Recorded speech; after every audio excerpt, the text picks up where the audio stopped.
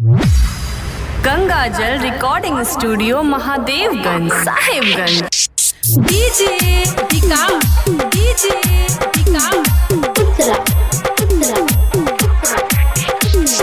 हमारा तो दिल पर चलाई के जादू, तू जैबू ससुर तो मरे जैबे आजू। हमारा तो दिल पर चलाई के जादू, तू जैबू ससुर तो मरे जैबे आजू। तोरे चक्कर में सुनरे सबर की, तोरे चक्कर में सुनरे सबर की, जिंदगी हमर हो गइल बर्बादी। हमारा तो दिल पर चलाई के जादू, तू जैबू ससुर तो मरे जैबे आजू। हमारा तो दिल पर चलाई के जादू, तू जैबू ससुर तो मरे जैबे आजू।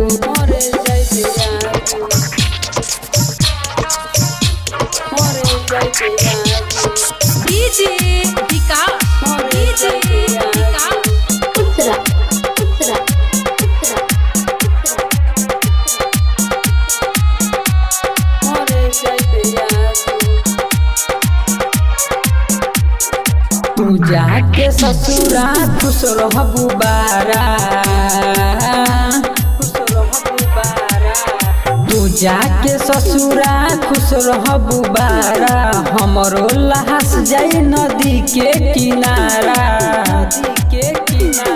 देखी के मौका दे देलू धोखा, देखी के मौका दे देलू धोखा। मन करे हम तोहरो के मुआली। हमारा तो दिल पर चलाई के जादू, तू जैबू ससुर तो मरे जैबे आजू। हमारा तो दिल पर चलाई के जादू, तू जैबू ससुर तो मरे जैबे आजू।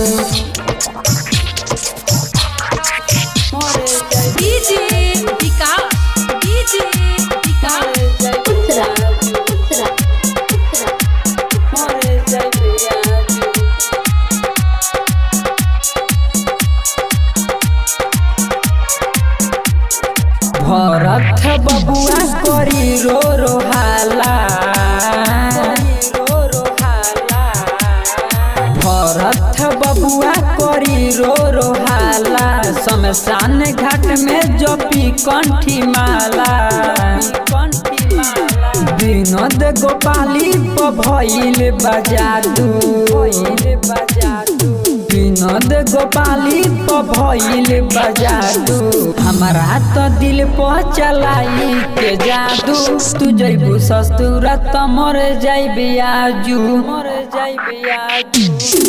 हमारा तो दिल पर चलाई के जादू, तू जैबू ससुर तो मरे जैबे आजू। गंगा जल रिकॉर्डिंग स्टूडियो महादेवगंज साहेबगंज।